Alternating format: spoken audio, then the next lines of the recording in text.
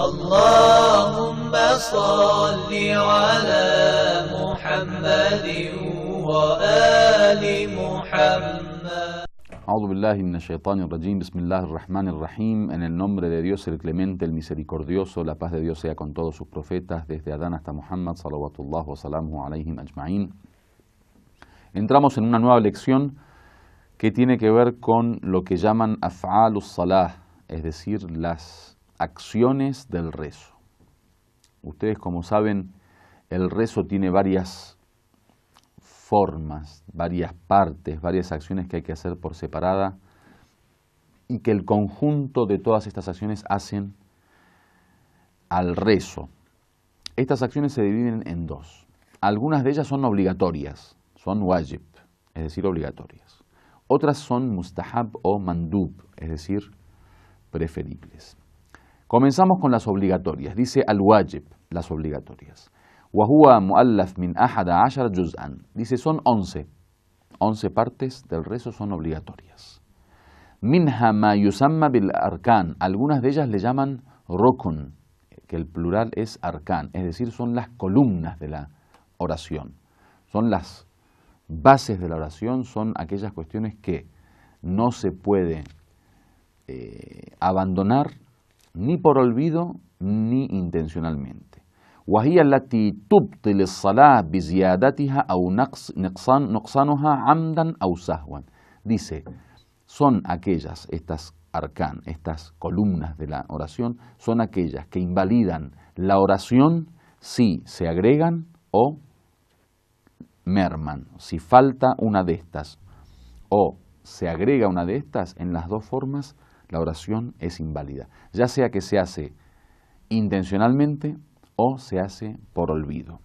وَمِنْهَا مَا يُسَمَّ بِالْأَجْزَاءِ. Otras de estas obligaciones son las que le llaman juz o ajza, es decir, son partes de la oración. وَهِيَ الَّتِي تُبْطِلِ الصَّلَاةَ بِزِيَادَتِهَا أَوْ نُقْصَانِهَا عَمْدًا فَقَطْ. Y estas únicamente invalidan la oración cuando se le restan o se le suman intencionalmente.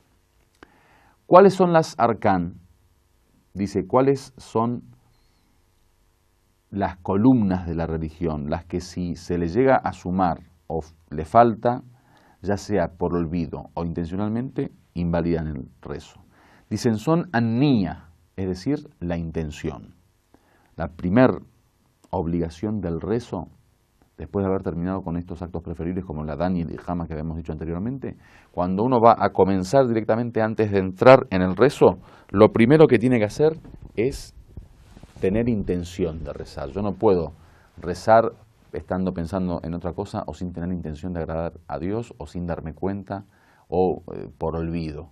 Si no tengo que hacerlo con la intención de rezar, es decir, me paro frente al lugar donde voy a rezar con la intención de agradar a Dios en este rezo particular. Entonces, la primera obligación, que es, además de obligación, columna de la religión, es an-niyya, la intención.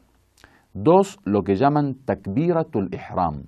Takbiratul ihram es el primer movimiento, digamos, y la primera palabra que se hace en el rezo para ya entrar oficialmente al rezo, que es cuando se dice Allahu Akbar.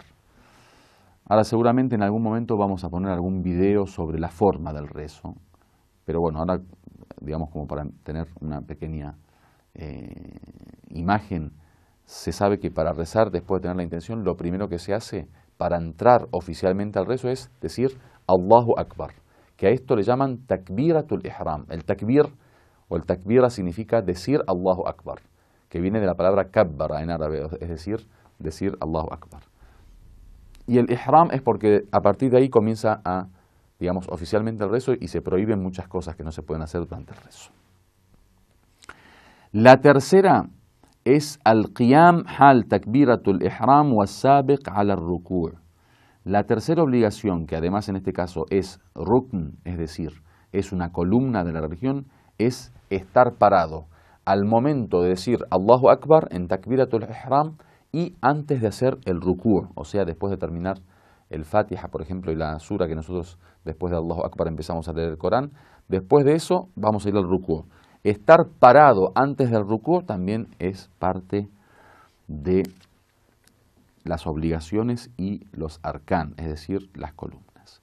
4, ar-ruku', es decir, la inclinación, cuando nos ponemos a 90 grados de esta forma, que nosotros bajamos la cabeza y la espalda y apoyamos nuestras manos en las rodillas y ahí decimos unas palabras, eso le llaman ruku', que sería la inclinación, la genuflexión, que es cuando uno se pone tipo con las piernas derechas y el cuerpo hacia adelante, en un ángulo de 90 grados.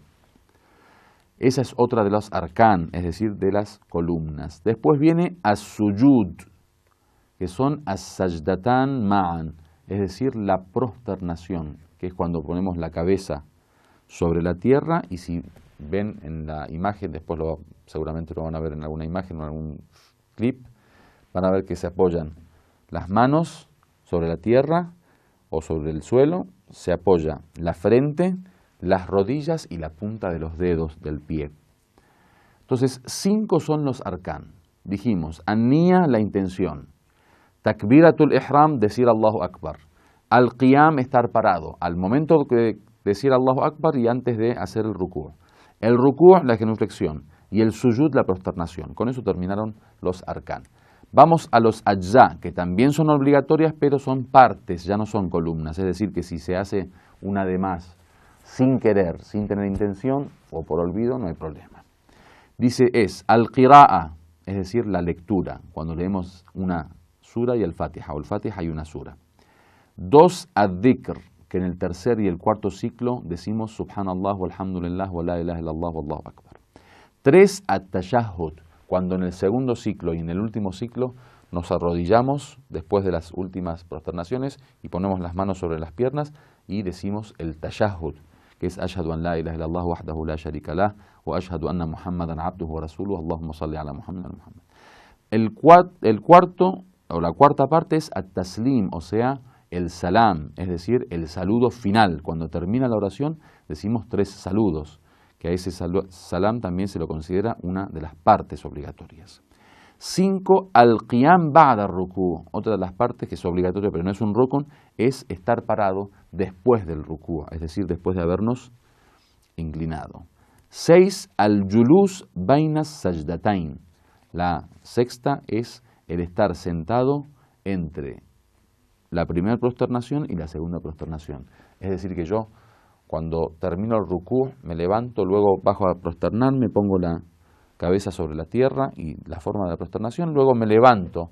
Cuando me levanto tengo que estar sentado y luego finalmente volver a prosternarme.